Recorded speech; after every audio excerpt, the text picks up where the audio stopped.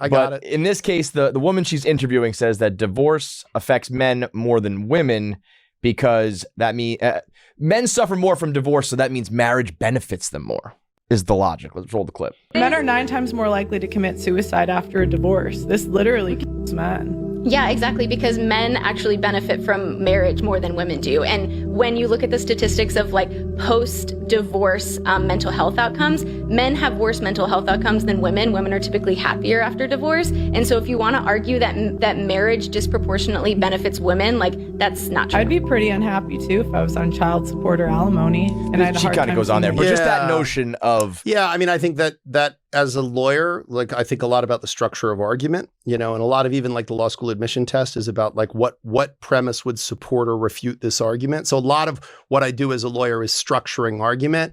Like that's a fundamentally flawed argument structure. Like what she just did is took a variable that could have a multitude of explanations and tried to use it as if it was the only explanation and make a sort of a causal connection, which is that the fact that men have poor outcomes post-divorce means that the marriage was benefiting them. That one of those things could have absolutely nothing to do with the other. And that's what I think Pearl was pretty much going to jump on. It's so easy that even Pearl could figure it out that, of course, that could be that a person had a wonderful marriage and it was taken from them and now it hurts so bad because they lost this thing. I don't think that's what she was like. That's what she's arguing. I don't think that makes any logical sense, although there could be an example of that somewhere out there. That doesn't mean that that's causal. It just means that there's an outlier example. I think more often than not, what they're saying is that post-divorce, in marriage, again, the traditional marriage, the man provides economic utility, he provides all kinds of other material things, and the woman provides affection, attention, and child caregiving.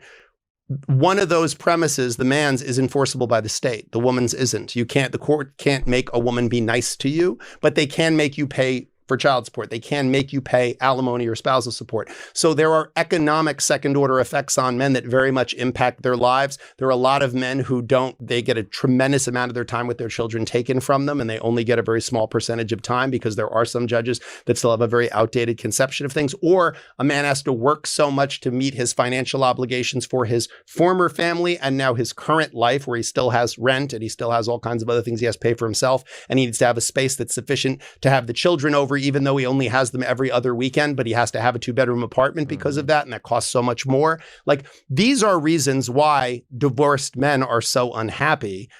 If you survey divorced men, which there have been a lot of surveys of them, it's very rarely that, man, being married was so good and now I miss it. What it really is, look, I'm really glad I got divorced, but I did not imagine I would have the financial load that I have, that I would have to have, all of these things to be there for my children that now are very hard for me to get. Most couples are not sitting around going, man, what are we going to do with all this extra money? Most couples are struggling to meet their bills. And now you're going to have 2 electric bills, 2 cable bills, 2 internets, 2 everything.